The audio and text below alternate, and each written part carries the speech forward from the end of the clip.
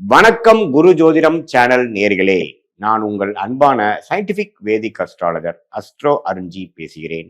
நல்லது நினைப்போம், நல்லதே நடக்கும். இந்த வீடியோல மகர ராசியில பிறந்த நீங்களா இருந்தாலும் மகர லக்னத்துல பிறந்தவங்களா இருந்தாலும் உங்களுடைய கர்ம பலன் எப்படி செயல்பட போகிறது, எந்த கிரகம் முக்கியமான ஒரு கிரகமாக எந்த ஆதிபத்தியத்தை கொடுக்கிற மாதிரியும், எந்த கிரகம் ஒரு கவனத்துக்குரிய இருக்கக்கூடிய தசாபுக்திகளாக இருக்கிறது, எந்த கிரகம் எந்த கர்மாவை கொடுக்க கடமைப்பட்டிருக்குதுங்கிறது மகர லக்னம் மகர ராசிக்காரர்களுடைய உங்களுக்கு நம்ம கொஞ்சம் டீட்டெயிலாக பார்க்க போறோம். அதுக்கு முன்னாடி சேனலுக்கு ஃபர்ஸ்ட் டைம் வரவங்க மறக்காம சப்ஸ்கிரைப் பண்ணுங்க, ஃப்ரெண்ட்ஸ் அண்ட் ரிலேட்டிவ்ஸ்க்கு ஷேர் பண்ணுங்க. இப்போ பார்த்தீங்கன்னா மகர லக்னம் மகர ராசிக்காரர்களுக்கு மிகவும் முக்கியமான கிரகமாக சனி வருகிறார். சனிதான் ராசி அதிபதி, லக்னாதிபதியாக வருகிறார். சனி ஒரு நல்ல அமைப்புல ஒரு நட்பு வீட்டுல ஒரு உச்சம் ஆட்சி பெற்று ஒரு திரிக்பலம் என்று சொல்லப்படுகிற குரு சுக்கிர பௌர்ணமி சந்திர தொடர்புகள் பெருமாயின் ஜாதகர் ஒரு நல்ல வாழ்க்கை வாழ போக கர்மாவில் பிறந்திருக்கிறாருங்கிறது நம்ம தெரிஞ்சுக்கணும். இதே சனி ராகுவாலும் செவ்வாயாலும் பாதிக்கப்பட்டு இருக்கக்கூடாத இடத்துல இருந்து கொஞ்சம் பாதிப்புள்ள அமைப்புல இருக்குமாயின் ஜாதகர் கொஞ்சம் கஷ்டப்பட இந்த பிறவி எடுத்திருக்கிறார். சில கர்ம பலன்கள் சரியில்லாமல் இருக்கிறது. அது என்ன அந்த கிரகத்தின் திசையில வருங்கிறது நம்ம டீட்டெயிலா பார்க்கிறோம். ஸோ சனியின் அமைப்பு உங்கள் ஜாதகத்தில் மிகவும் முக்கியமான ஒரு அமைப்பாக மகர லக்னம் மகர ராசியில் பிறந்த உங்களுக்கு மிகவும் முக்கியமான கிரகமாக வருகிறது. அதை பார்க்கணும். அது திக்பலத்தோடு இருக்கா, திக்பலத்தில் இருக்கா, எத்தகைய தன்மை இருக்கு, பக்கத்துல டிகிரி என்னென்ன டிகிரியில என்னென்ன கிரகங்கள் இருக்காங்க, அந்த என்னென்ன கிரகங்கள் பார்க்குது அந்த சனியை, அது எல்லாம் மிகவும் முக்கியமாக இருக்கிறது. சனிக்கு அடுத்தபடியான மிகவும் முக்கியமான கிரகமாக சுக்கிரன் வருகிறார். சுக்கிரன் தான் ராஜயோகாதிபதியாக மகர லக்னத்துக்கு எல்லா நன்மைகளும் ஜாதகருக்கு கொடுக்க கடமைப்பட்ட ஒரு கிரகமாக வருகிறார்.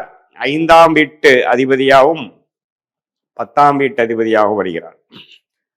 சுக்கிர திசை வந்துட்டாவே மகர லக்னத்துக்கு நல்ல யோகத்தை கொடுக்கக்கூடிய அமைப்பு இருக்கு. நம்ம சிலது கேள்விப்பட்டிருப்போம், உனக்கு என்னப்பா சுக்கிர திசை நடக்குதுன்ட்டு. அது எல்லா லக்னத்தையும் எல்லா ராசிக்கும் அது வேலை செய்யாது. கும்ப லக்னம் கும்ப ராசி, கன்னி லக்னம் மிதுன லக்னம், அது 4 லக்னத்துக்கு தான் நல்ல அமைப்பை கொடுக்கக்கூடிய ஒரு அமைப்பு இந்த சுக்கிரன் கொடுக்கிறாரே ஒழிய மற்ற லக்னத்துக்கு இல்லை. ஸோ அப்படிங்கிறப்ப சுக்கிரன் மிகவும் முக்கியமான கிரகம். ஓரளவுக்கு நல்ல தன்மையில குருவின் 5ஆம் பார்வை, பௌர்ணமி சந்திரனின் பார்வை, நட்பு வீட்டுல உச்சம் பெற்று சுக்கிரனோட வீட்டிலே இருந்து எந்தவித சனி செவ்வாய் ராகு கேதுவோட இருந்தாலும் தவறில்லை. சனி செவ்வாய் ராகுவோட சேராமல் தனித்திருந்து நல்ல திரெட் பலத்தோடு இருந்தா அருமையான ஒரு கர்ம பலன்ல பிறந்திருக்கீங்கன்னு தெரிஞ்சுக்கணும். சுக்கிர திசை வருமாயின் கொடுத்து வச்ச மகராசனாக இருக்கக்கூடிய கொடுத்து வச்ச மகராசியா இருக்கக்கூடிய அமைப்பு உண்டு. நல்ல வேலை, தொழில், பண வசதி, மாளிகை, சொகுசு வாழ்க்கை, இது எல்லாமே கொடுக்க கடமைப்பட்ட ஒரு கிரகமாக சுக்கிரன் வருகிறார். இது ராகு செவ்வாய் சனியால் பாதிக்கப்படும் பொழுது கொஞ்சம் அந்த யோகங்கள் குறையப்படுகிறது, பாதிக்கப்படுகிறதுங்கிறத நீங்க தெரிஞ்சுக்கணும். ஸோ உங்க ஜாதகத்தில் சுக்கிரன் எப்படி இருக்கான்னு பாருங்க. உச்சம் மீனத்துல உச்சம் பெற்று இருந்தாருன்னா டாப். அதே சமயத்துல எப்பவுமே ராஜயோகாதிபதி பலம் வாய்ந்ததாக இருக்கிறது நம்ம நல்லது. உச்சம் பெறுவது நல்லது, ஆட்சியில இருக்கிறது நல்லது. நீச்சமா போய் நீச்ச பங்கம் இல்லைன்னா அந்த சுக்கிரன்ல ஒண்ணுமே இல்லாம சுக்கிரனின் காரத்துவங்களே வாழ்க்கையில இல்லாம போயிடும். சில பேர்லாம் பார்ப்பீங்க, வாழ்க்கையில பார்த்தீங்கன்னா எப்பவே ஒரு மாதிரி சுமாரா இருப்பாங்க, பழையதை கட்டிட்டு ஒண்ணுமே ஒரு சுகம் இல்லாமல் எல்லாம் அழுக்குல இருக்கிற மாதிரியும் டர்ட்டியா, எந்த ஒரு கிளாஸ் எந்த ஒரு லெவல்லையும் ஒரு சுகாதார நிலையிலேயே இல்லாம இருப்பாங்க. அங்கெல்லாம் பார்த்தீங்கன்னா சனியோட கை தான் ஓங்கி இருக்குமே உடைய சுக்கிரனோட கை நீச்சமா போயிருக்கும். ஸோ ஜாதகத்தில் எப்படி இருக்குன்னு பார்த்துக்கங்க. அடுத்தபடி மிகவும் முக்கியமான கிரகமாக புதன் வருகிறார். புதன் தான் பார்த்தீங்கன்னா 9ஆம் இடம் பாகிஸ்தான் அதிபதியா வரார், 6ஆம் வீட்டு அதிபதியா வரார். ஸோ புதன் பார்த்தீங்கன்னா ராசி அதிபதி லக்ன அதிபதிக்கு நண்பராக வருகிறார். புதன் நல்ல 9ஆம் வீட்டிலே ஆட்சி பெறும் பொழுது அறிவு சார்ந்த விஷயத்துல, டெக்னிக்கல் துறையில, அக்கௌண்ட்ஸ், ஐடி, சாஃப்ட்வேர், அது மாதிரி விஷயத்துல போய் நல்ல கை தேர்ந்து வாழ்க்கையில ஜெயிக்கக்கூடிய அமைப்பு, பேரும் புகழும் வாங்கக்கூடிய அமைப்பு, வர்த்தகத்தில் ஜெயிக்கக்கூடிய அமைப்பு, ஸ்டாக் மார்க்கெட், டாக்குமெண்டேஷன், இது மாதிரி தகவல் தொடர்பு, இதுல எல்லாம் ஜெயிக்கக்கூடிய அமைப்புக்கு பரிபூர்ணமாக உண்டு. சுக்கிரன் எந்த அளவுக்கு முக்கியமே, புதனும் ரொம்ப முக்கியம். மகர லக்னம் மகர ராசிக்காரர்களுக்கு புதன் ராகுவோட சேராம இருக்கணும், சனியோட தாக்கங்கள் இல்லாம இருக்கணும். குறிப்பா செவ்வாயோட சேரக்கூடாது. புதனுக்கும் செவ்வாய்க்கும் ஆகாது. செவ்வாயும் கெடுவார், புதனும் கெடுவார். ஸோ இதுலதான் கர்மபலன் இருக்கு. புதன் பாதிக்கப்படாத புதனா நீங்க பிறந்திருந்தீங்கன்னா கர்மபலன் அருமையா இருக்குன்னு அர்த்தம். புதனின் காரத்தை உங்களுக்கு அப்படியே ஜாதகருக்கு கொடுப்பார். ராகுவோட சேரக்கூடாது. ஸோ இப்படிலாம் இருக்கும் பொழுது, ராகுவோட சேரும் பொழுது, புதன் திசை வரும் பொழுது சிலதெல்லாம் வந்து போற மாதிரி இருக்கும். கையில தங்க நம்ம ஒரு ஒரு சொத்து பத்து வாங்கினாலும் தக்க வச்சுக்க முடியாது. கர்ம பலன்ல பாதிப்பு இருக்குன்னு அர்த்தம். ஸோ இந்த கர்ம பலன் பார்க்கும் பொழுது கிரகங்கள் பாதிப்பு இல்லாமல் இருக்கும் பொழுது நல்ல கர்மாவும், கிரகங்கள் பாவகிரகத்தினால் பாதிக்கப்படும் பொழுது கர்மா கொஞ்சம் பிரச்சனைக்குரிய ஒரு கர்மாவாகவும் இருக்குங்கிறத நீங்க தெரிஞ்சுக்கணும். அடுத்தபடி மிக முக்கியமான கிரகம், வரக்கூடாத கிரகம், பார்க்கக்கூடிய ஒரு தசையிலேயே கவனமா இருக்க வேண்டிய தசை வந்து சூரிய தசை. அட்டமாதிபதியாக வருகிறார். சூரியன் வந்து ஓரளவுக்கு நல்ல தன்மையிலிருந்து குருவோட பார்வையிலையோ ஒரு சுபரோட வீட்லயோ சுக்கரனோட அஸ்தங்க பண்றதோ அது மாதிரிலாம் இருந்துட்டாருன்னா ஓரளவுக்கு பாதிப்பு இருக்காது. மறைமுக விஷயத்துல இன்கம் வரும். ஆனா சூரியனே சனியோட சேர்ந்து சனி பார்வை பார்த்து ராகு கேதுகளோட சேர்ந்து இருக்கும் பொழுது சூரியன் பாதிக்கப்படும். ஸோ அப்படிங்கிறப்போ அட்டமாதிபதி பயங்கரமான கொடுமை கொடுக்கும். உடல் உபாதைகள், அசிங்கம், கேவலம், இக்கட்டான சூழ்நிலை, நோய், அது மாதிரி விஷயத்தை கொடுக்கக்கூடிய அமைப்பு சூரிய திசை மகர லக்னம் மகர ராசிக்காரர் கொடுத்துருவாரு. உங்க ஜாதகத்துல சூரியன் எப்படி இருக்கிறது ரொம்ப முக்கியம். அந்த கவனமா இருக்கக்கூடிய ஒரு தசையில சூரிய திசை மிகவும் முக்கியமானது.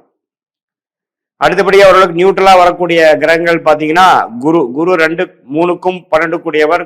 ஓரளவுக்கு நல்ல அமைப்பு இருக்கும் பொழுது தவறில்லாத ஒரு அமைப்பு கொடுக்கும். பட் சுக்கிரன் புதன் அளவுக்கு கொட்டி கொடுக்கக்கூடிய அமைப்பு குருவுக்கு இல்லை. ஸோ குரு வந்து ஓரளவுக்கு நியூட்ரலா இருக்கும் பொழுது நல்ல ஒரு அமைப்பு கொடுக்கும். புத்திர விஷயங்களை, பேங்கிங் செக்டார், ஃபினான்ஷியல் செக்டார், சொல்லி கொடுக்கும் வேலை, அது மாதிரி விஷயத்துல 2, 10, 2ஆம் இடம் 10ஆம் இடம் சம்மந்தப்படும் பொழுது நல்ல அமைப்பு கொடுக்குது. குருச்சந்திர யோகத்தில் இருக்கிறப்ப டாப்பு. ஸோ இது மாதிரி நல்லா இருக்கும். இதே குரு ராகு பிடியில் மாற்றி இருந்தார்னா புத்திர தோஷங்கள், குழந்தைகள் விஷயத்துல சரியில்லை, நிதி விஷயத்துல சரியில்லை, அது மாதிரி குடும்பம் அமைவதில் பிரச்சனை, அது மாதிரி விஷயங்களை கொடுத்துரும். ஸோ குரு உங்க ஜாதகத்தில் எப்படி இருக்காருன்னு பார்த்துக்குங்க. அதே சமயத்திலே செவ்வாய் ஓரளவுக்கு நியூட்ரலான பிளானட் தான். 4க்கும் 11 கூடியவராக வரார். செவ்வாய் வந்து திருட்பலம் பெறும் பொழுது எந்தவித பாதிப்பும் இல்லாமல் பூமி, மெடிக்கல், அது மாதிரி விஷயத்துல நல்ல ப்ரொஃபஷனலா ஜெயிக்கக்கூடிய அமைப்புகள் இருக்கு. தொழில ஜெயிக்கக்கூடிய அமைப்பு இருக்கு. இதே செவ்வாய் சனி ராகுவால் பாதிக்கப்படும் பொழுது பூமியில பிரச்சனை, இடம், வீடு, வண்டி, வாகனம், தாயார், இதுல எல்லாமே வந்து அவ்வளோ திருப்தியாக இல்லைங்கிற மாதிரி கர்ம பலனை கொடுத்து விடுவார். ஸோ ஜாதகத்துல செவ்வாய் எப்படி இருக்குங்கிறது பார்த்துக்கிறது மிகவும் நன்று.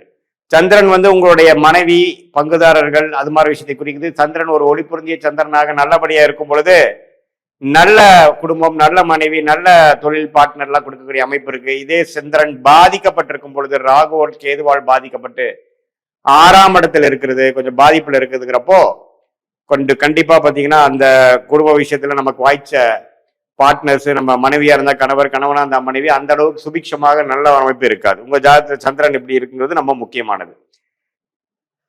ஸோ இதுதான் வந்து ஒரு கர்ம பலன் வந்து மகர லக்னம் மகர ராசிக்காரர்களுக்கு எத்தகைய ஒரு தன்மையை கொடுக்க போகுது, உங்க வாழ்க்கையில எத்தகைய ஒரு தாக்கத்தை கொடுக்க போகிறது, என்ன கர்மா செயல்பட போகிறது அப்படிங்கிறத துல்லியமா நம்ம பார்க்கலாம். இதே உங்களுடைய ஜாதகம் பார்க்கும் பொழுது எந்த டிகிரியில ஒரு கிரகம் இருக்கிறதுலாம் வச்சு சயின்டிபிக் வேதிக் அஸ்ட்ராலஜி முறையில பார்க்கும் பொழுது உண்மையுமே நம்ம துல்லியமான பலன் எடுத்து அதுக்கு தகுந்த வாழ்க்கையில முடிவெடுத்து உங்க கர்ம பலனை தெரிந்து அதுக்கு தகுந்த மாதிரி வாழ்க்கை அமைச்சு வாழ்க்கையில வெற்றி பெறலாம்ங்கிறது தெரிஞ்சுக்கங்க. இது ஒரு பொதுவான கர்ம பலன் வீடியோ தான். மீண்டும் மற்றொரு காணொலியில் சந்திப்போம். நன்றி, வணக்கம்.